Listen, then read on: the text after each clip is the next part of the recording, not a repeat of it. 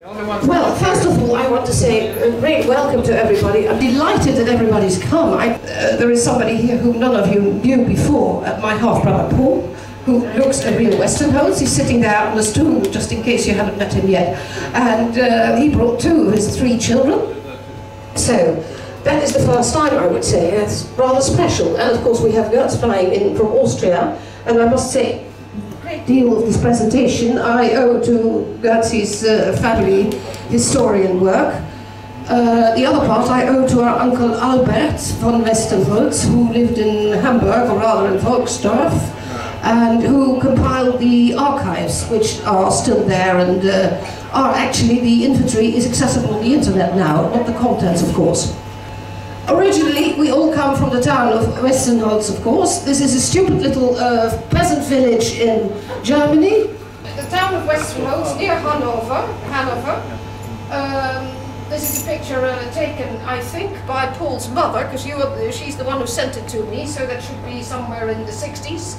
And they went to see the town. There's nothing to it, but I think our family originally comes from there. Of course, most of us descend from this photograph from Antoinette has. I borrowed it and I scanned it. This, of course, is Henry, most of your grandfather, and that is Paul, Albert Friedrich Paul. You know him as Freddy, I knew him as Paul, who is Paul and my father. And Bambi, and this should be somewhere about 1922, I think. Then, Gertz, of course, descends from Frida von Westenholz, who was a wonderful, elegant girl, and who married Erich Ernst von Boyneburg-Lengsfeld. And we are 3rd cousins. We share our Urgroßvater, Vorvater, our great-great-grandfather. I'll come to that when I show you a little bit of the family tree. So, we have the original Thomas Westenholz up there, who was a house owner and a citizen of Hanover, so he didn't live in Westenholz, he lived in Hanover. And through him, we arrive at the musical blood in the family, because generations later we see the musical blood entering the family. There's 1, 2, 3 organists, people who played piano, I suppose, in churches. And that is interesting, because up till this day there is, of course, an Elizabeth Westenholz, I think she's Danish, who has made a lot of CDs and who is all over the internet. And this musical blood has run in our family for generations. Then discontinue after that, Just in case. Here we are arrived at Schloss Ludwigslust in Mecklenburg-Schwerin in northern Germany.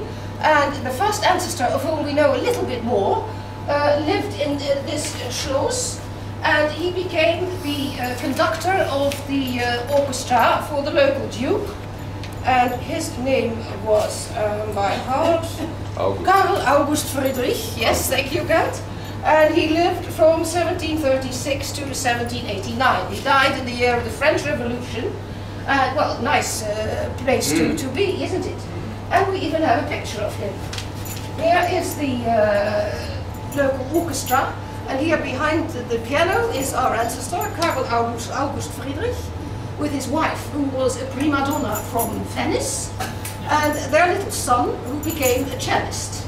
So this is a real, well, the beginning of a bit of fame in the Westenholz family, because when they moved to Austria, they were recommended as coming from a decent family from Mecklenburg-Schwerin, and, well, having all this to their credit.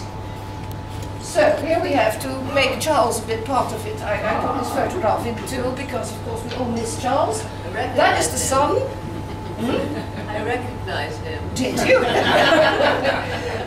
We have the son here.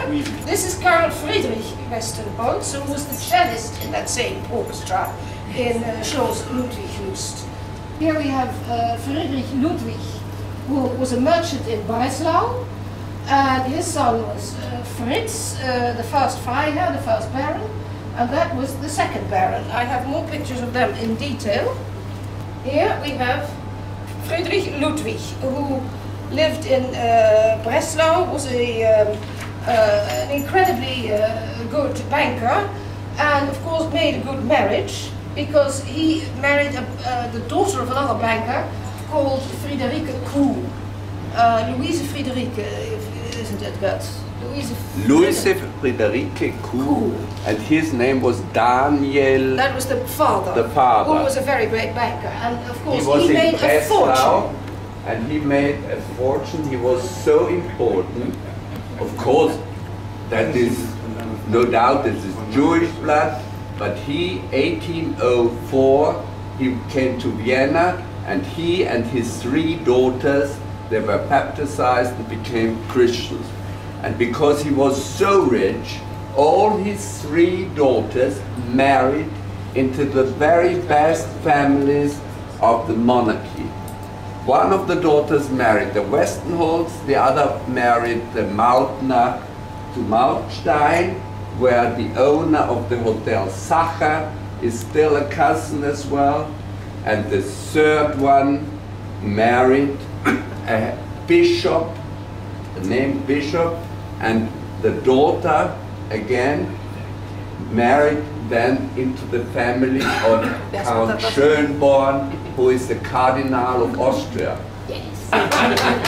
Schloss Bosberg was one of the castles he bought. He had 2 castles like this. This is, suppose it says Henkel von Donnersmarck. It's now in the Henkel von Donnersmarck family. You have perhaps seen that film, Das Leben der Anderen, The Life of Others, about the horrors of East Germany. It's about a couple of years, exactly. I mean, well, that family, I mean, that was once in the Westenholz family, that castle. We would like to have it now, wouldn't we? But I'm afraid it is no longer.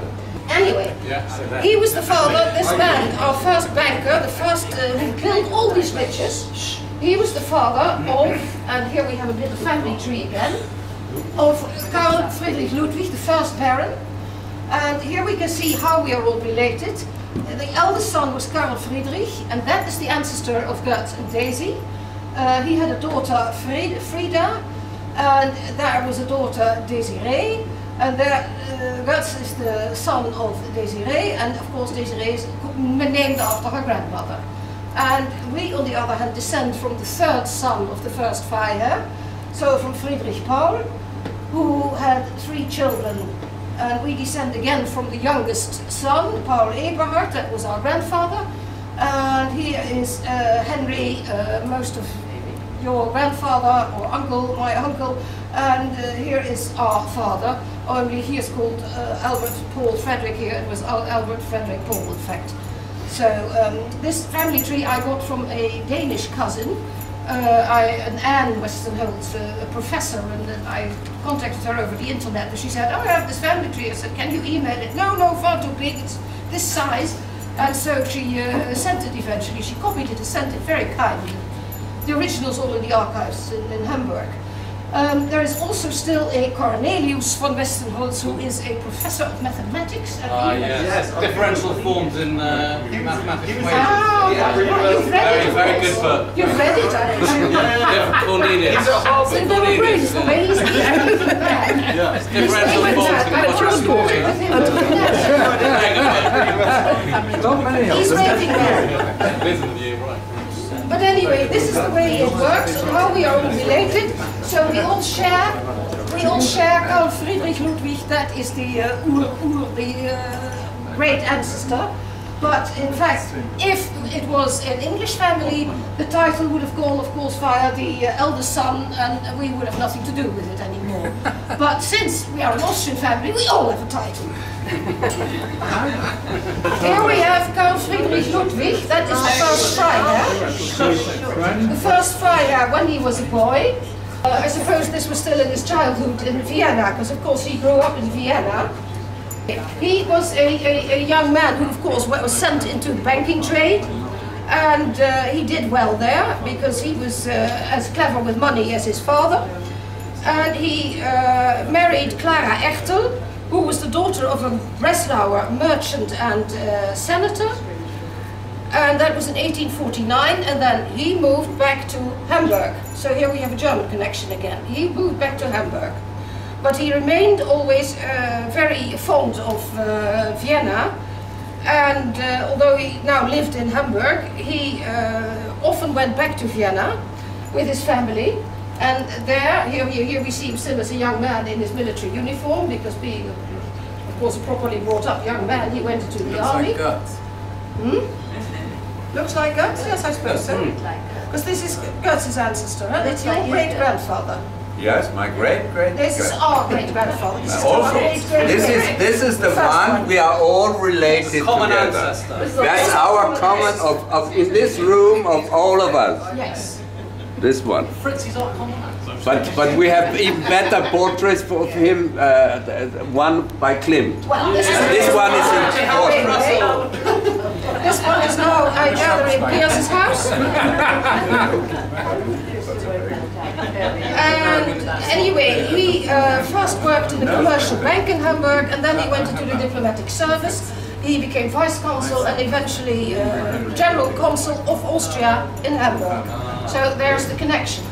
And when he was in Vienna with his wife, Clara Echter, who died quite, well, not even that young, but anyway, she died in 1871, quite shortly after the marriage. They lived in this house in Vienna, in Hietzing, near the cemetery. They lived in this house, which is still there, in Vienna, in Hietzing.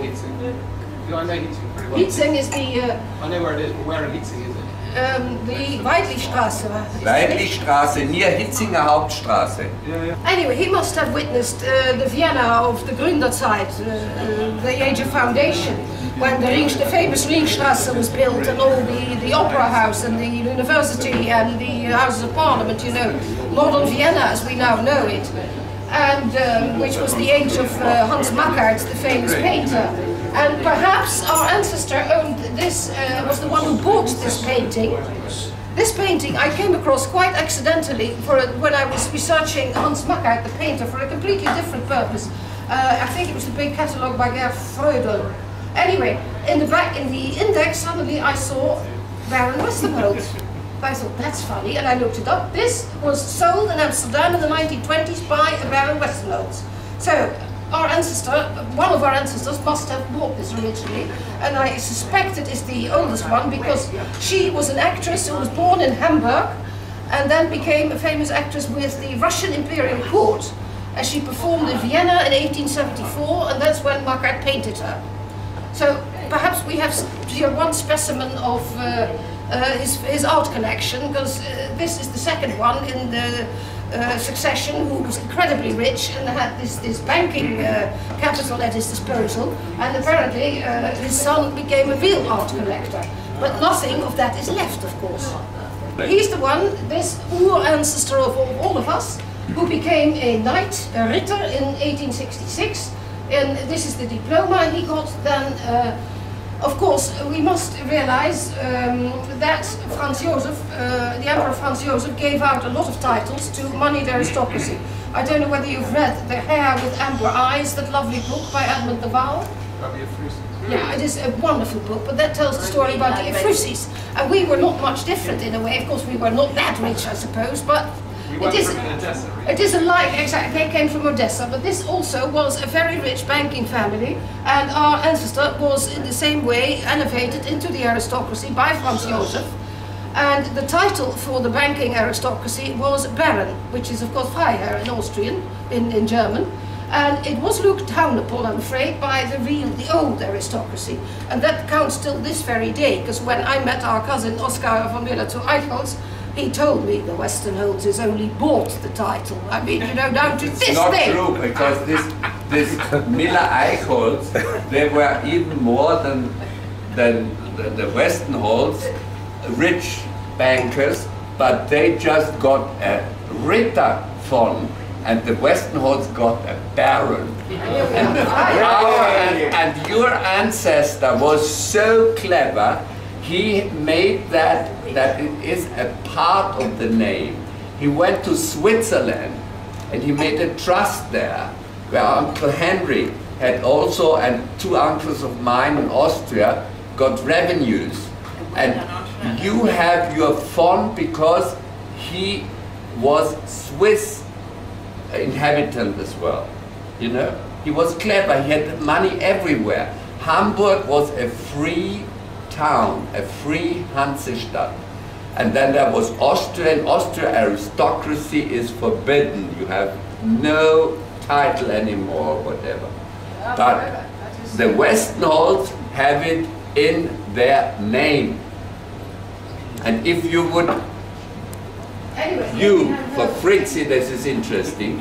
If you want it, you can go to the Austrian government and show all that and say it's a part of my name, I want it in my passport. Yes.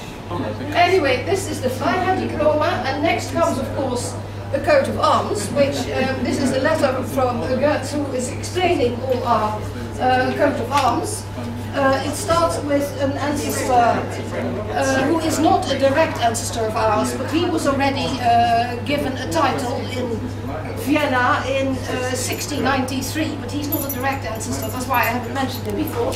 But he had the two tree trunks in the crest, and of course then Fritz is the one I'm talking about, the original first Freiherr, became the Ritter, the knight, where he has here the knightly helmet there on top of his original crest.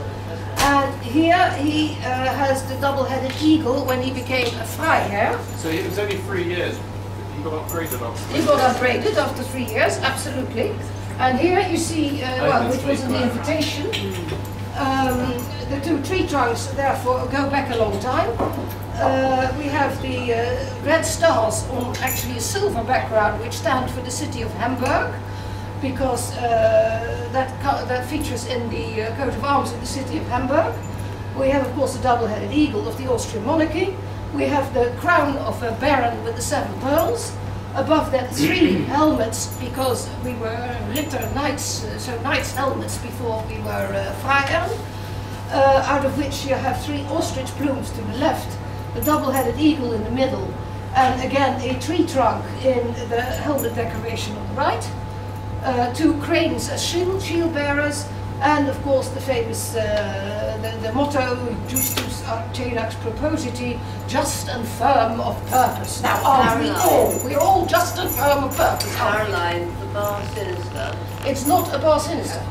A bar sinister runs from left to right, because it's not called sinister for nothing, because it means left in Latin. So that runs like this. So it's not a bar sinister. I have looked that up especially because, of course, that interested me too. Just London. Well, of course, as we all know, I suppose, our ancestor Fritz, the original Fritz, was painted by Gustav Klimt. Once that is the old theatre, the old castle theatre in Vienna, which was going to be demolished. And he was given the commission to paint the interior. There are 2 gouaches, 2 watercolors, one into the audience and another one with that taken from that point of view. So you see the stage and people sort of looking around over their shoulder. But here, in the first row, is our ancestor. He's sitting there. All by himself? Huh? All by himself? A little by himself, yes, a little by himself. That's funny because the story is, and I've got this from Count Schurske, which it was written a wonderful book called Fin de siècle Vienna. If ever you can get it, it's the best I know about Vienna.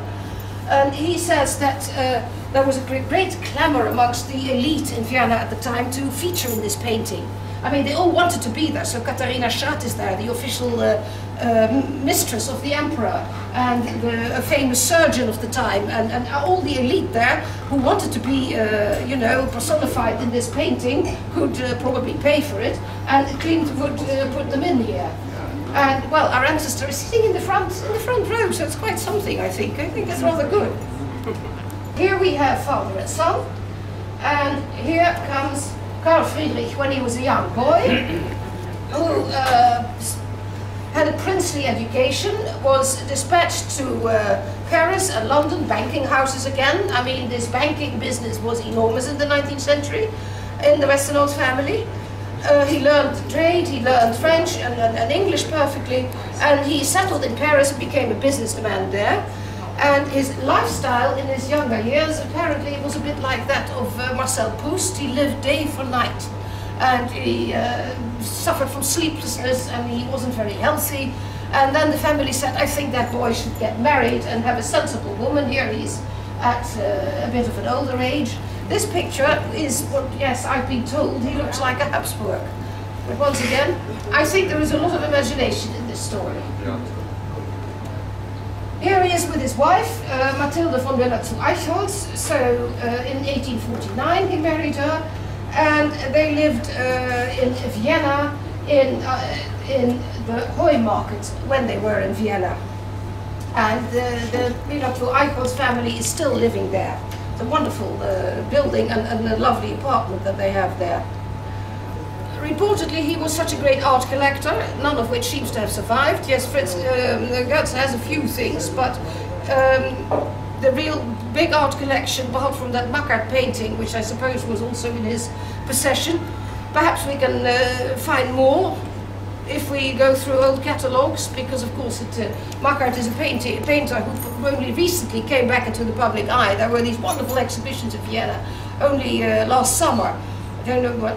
None of you have ever heard of Mackart, I suppose, but he was the painter who set the tone in the whole of Europe for fashion, for interior decorating, for this bric-a-brac idea of filling every single space in a room, of throwing bear skins and leopard skins on the floor. Of Sarah Bernard was influenced by it. I mean, Mackart was the prince of painters. So I find it very interesting that our ancestor had a Mackart painting. This Karl, he was called Karl as opposed to Fritz, who was his father. He lived in Vienna. Towards the end of his life, he lived in Görz in Yugoslavia, and he was buried in the cemetery of Hietzing. This is his grave, which has one of the sort of Yugoslav-like letters. And this is the second Freiherr only. There's nobody else buried there, Gert. There's nobody else of our family buried there. Because he lived separated from his wife, because they didn't after 10 years, and then he wanted his own grave, and she was in the family grave of the Miller-Eichholz family. So he is just alone in this, and it's built for the Ewigkeit. What is Ewigkeit? Forever. So if you want to be buried in Vienna as a Westenholz, you can always have a most beautiful grave. He had 3 children, 2 girls, 1 boy, and the middle girl was Frida von Boyneburg, who was Götzi's grandmother. This is in Götzi's house in Klagenfurt, me playing Erik Satie on the piano, and there is Frida von Boyneburg, born von Westenholz, a wonderful painting. And they lived together in Schloss Krastovic, in this wonderful castle in Carinthia. Krast means oak in Serbian, and it's now a public place where you can all walk in. And this is the family grave in Klagenfurt, and of course the Freiherr von Boyneburg-Lengsfeld, and there on the top is Frida, born from Westenholz, and to the right is Siegfried von Westenholz, who died in the First World War. Then we go to our part of the family again. Unfortunately, I don't have a single picture of our great-grandfather, Friedrich Paul von Westenholz, which is a great pity. There are photographs of him in the archives in Hamburg. All I know is that he became an intellectual, and that he became a professor and librarian at the University of Stuttgart in English literature, and he wrote about Byron, and he wrote about Shakespeare's Coriolanus, and about Julius Caesar. And he wrote a number of plays which were performed successfully. Anyway, he was probably a Swiss citizen. Yeah, this is the crazy thing about our first great ancestor, the first Freiherr. He had this Austrian title. He lived in Hamburg, but he was neither a German nor an Austrian citizen. He became a Swiss citizen. He's the one who became based in St. Gallen, and that's why St. Gallen is our canton, our county of origin, and why we all can have a Swiss passport. I have a Swiss passport, do you? Yes. Yes. And what date was that? What date was he? Yeah. That was the first one who lived from 1835 to 1898. Oh really? So he'd been Swiss since then? Yes. So he was the first one who stashed money away in Switzerland. The other thing I know about him, he may have been a bit of an absent-minded professor, apart from being an intellectual, because in the will of his elder brother it says explicitly As my executor, I appoint my brother Henry August, and I wish to add that I do not appoint my second brother Friedrich Paul, only because in his capacity as professor at the Polytechnicum, he has little experience with practical life. The management of money and other such matters would be a great burden to him. So we missed out there, didn't we? Then we come to Albert Wilhelm von Westenholz. He was the youngest son of the first Freiherr, and he lived in... The second marriage. Second marriage, indeed, second marriage. He was a Privatgelehrter, or a private scholar in Hamburg, or rather in Volksdorf, where he lived in my mother's memory, because she'd been hearing this, of course, from my father, in a kind of castle, in an old house called Dorpsstede. I'm trying to find out whether it still exists. What? This is our great-grandfather. No, this is our great-great-uncle. Great-great-uncle. He published several books which you can still find on the internet, and he is the one who put our family archive together. So we must be grateful to him, because he put all these documents in the archives in Hamburg, and he also wrote a biography of the first Freiherr, which is there in Maschinenschrift, typed, because most of these documents are in Gothic German, or are impossible to read, even for me, although I do read it. In any case, the American philosopher George Santayana made several trips to Germany in the beginning of the 20th century, and developed a great friendship with him. He spoke perfect English, which he'd learned in his banking training, but he was not very healthy, and therefore not destined to enter the bank. He suffered, like his elder brother, from sleeplessness and hallucinations. And frankly, he sounds quite mad, because in later years, says George Santayana, Westenholz became more and more strange. His fear of noises that could keep him awake at night caused him to travel with thick blankets, to hang in front of windows and doors of hotel rooms. In Volksdorf, he had rubber mats put on all floors in order to silence the footsteps of visitors. Before he went to bed, he made sure to check downstairs whether he'd closed the piano, just in case that a burglar who would come in might touch the keys and wake him up. And I remember my father, who was born in Volksdorf, in that house of Uncle Albert, telling me that the local village garrison had to postpone blowing reveille with their trumpets until 2 in the afternoon, because otherwise the Baron Westenholz would wake up. So frankly, he sounds raving mad. Also, he's the one who established this trust fund in Switzerland, of which our fathers lived, apparently. But that, for Uncle Albert, was not at all a pleasure, I'm afraid, because it caused him great unhappiness. As George Santayana writes, the curse was not that he lacked money, the curse was that he had it, and must give an account of it to the government as well as to God. He was very God-fearing. And there were endless complications, for he was legally a Swiss citizen, again a Swiss citizen, and had funds in Switzerland, partly declared and partly secret, on which he had to pay taxes both in Switzerland and Germany. So it caused him great trouble. Anyway, we go to, again, I have not a single picture of our grandfather, Paul Eberhard, unfortunately. All I do know is that they moved to Amsterdam in the 1920s, and they lived on Herengracht 318, which is the house in the middle. And apparently the coat of arms was done in inlaid glass, what do you call it, stained glass, in the facade. But they lived here at least until 1928, because this is a copy of a postcard our grandfather sent to my father, Master Freddy von Westenholz. Dearest boy, best love from Daddy, in English for some reason. Be good to Mummy! Exclamation mark. Well, of course, it wasn't only Uncle Albert who was a bit nutty. I think Bungie was also, because Bungie preferred to have a daughter after she already had Henry, your grandfather. And my poor father was brought up as a girl until sort of age 6, 7, 8. And here you see him with nice long hair. He looks quite sweet, quite like myself when I was at that age.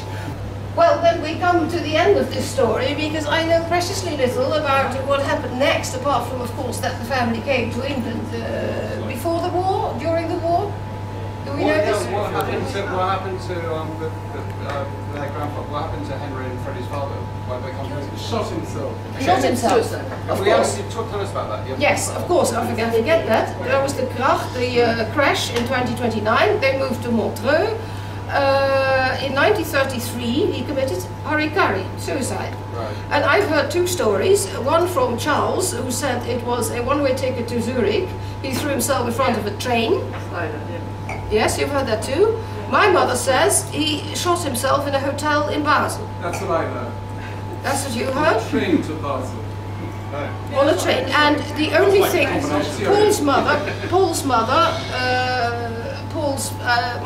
our father's first wife, remembers that our father, so Paul and my father, it's all very complicated. The only thing he's ever said about it, Papa made sure that Mama found him. So that would go more for the version of shooting himself in a hotel, wouldn't it? Yeah. Well, that's the only thing he ever said about it. That's so weird. Why didn't they talk about it? My father didn't talk about it. It's so weird, but this isn't very long ago, this is under 100 years ago, and we've got no idea about it. No, it's not 100 years ago, 1933 we're talking about. That's what I said under 100 years ago, and we don't know yes. about it. I mean, it was... Well, I'd hoped you would know more. My mother divorced my father in 1957. I'd hoped to get out of you also a few stories about this.